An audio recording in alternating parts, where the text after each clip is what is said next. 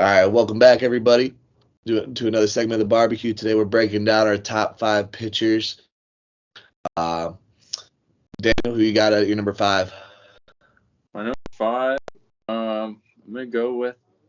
I gotta go with Cy Young. I mean, the guy literally has an award named after him. So he was kind of around before like stats and everything were recorded. But I'd have to go with Cy Young. Yeah. All right, that's a good one. I just feel like since he was like the awards name after him, though, I feel like there's a lot better pitchers that were after him. I think a little bit of a boost for the reward being named after him. But number five is going to be Ryan. Okay. Nolan Ryan, I think you think pitchers that just dominate.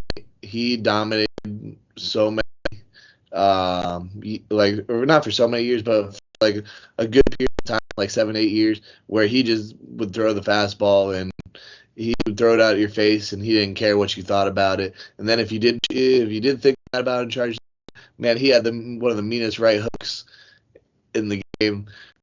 He would knock us out. So I mean, I just love that.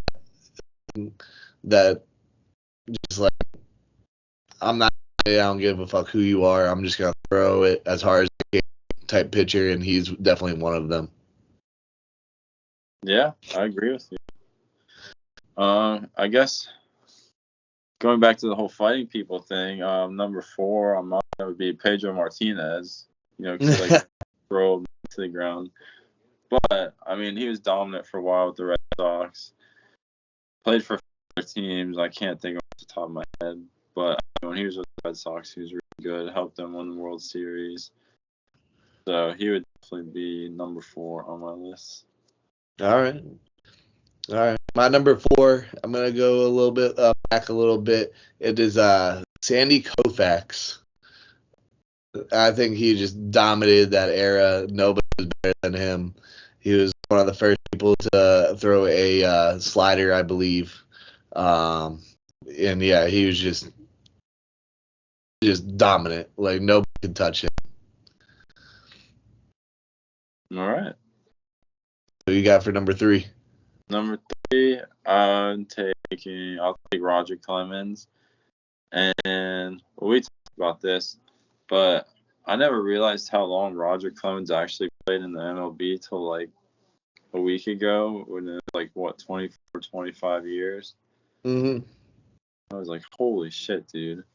But then, like, when he had the, oh, no, I'm thinking of Schilling with the bloody soft thing. That wasn't him. But anyway, I mean, even late into his career, when he's with the Yankees and they played the Marlins in the World Series that year, like, he came out and he pitched great in that series. He pitched great that whole postseason, and that was, like, one of the last years in his career. And it was, like, pretty much the best he had career-wise through 2 decades. So, I mean, he's my number 3 on my list too, just solely because he was so dominant for literally 2 decades. Like, depending on where he started, he probably could have been on the all-decade team 3 times in the MLB. Like, he's just, you can give him a knock to the steroids all you want, but that dude literally just came out there, pitched for 20 plus years, and was consistently one of the best pitchers for 20 plus years. Like, he's in my number 3, and I'm right there with you. I agree completely with that on there. Who's number 2? My number 2 have to be, I'm going to put Randy Johnson at number 2. Randy Johnson at number 2? Okay. The big bird killer. Guy just throws absolute diesel fuel. Lefty, he's like 7'2". Back when he played for the D-backs, they had like the sickest uniforms ever, and they went to the World Series. So just based on all that alone, I would definitely have to go with him. All right. My number 2 is the guy on your list, Pedro Martinez, just absolute stud, dominant, and was dominant for a long time. I believe he won 3 Cy Youngs. Like, he was just nobody wanted to face him. Apparently, except for the Yankees, because he always had that stigma where the Yankees just bombs off him. But he definitely, after they won the World Series, got that taken out of his name. But yeah, he's absolute dominant pitcher. I remember growing up watching him. He had some of the best stuff I've ever seen in my life. So Pedro Martinez for number 2 for me. Absolutely. All right, my number 1, I'm going way back, and I guess you could call this a fan base bias, but not really. The Homestead Grays, because Homestead was Pittsburgh, but Satchel Paige. Oh yeah, I love Satchel Paige.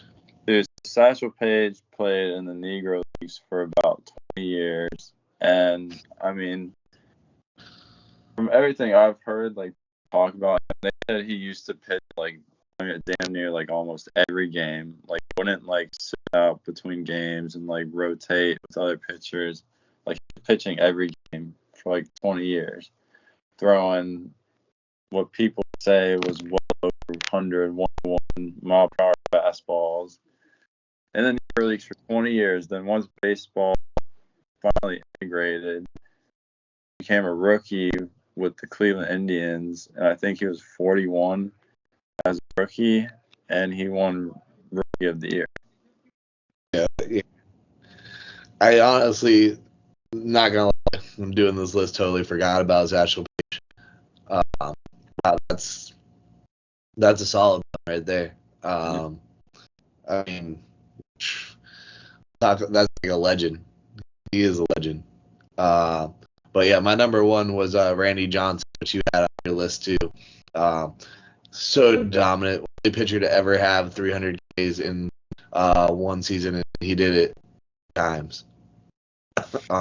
And just absolute unit. Big unit for a reason. Mullet, throwing high 90s, 98, 97 almost every time. 6'10" frame, I believe. Like, just unreal. He was just one of the best pitchers. And like I said, only person to kill a bird in the game.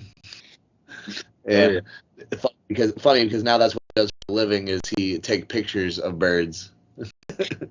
So, yeah, Randy Johnson's my number 1. Definitely probably should have had Satchel Paige in mind. But yeah, let us know if you think he has a better list. And we got more content coming.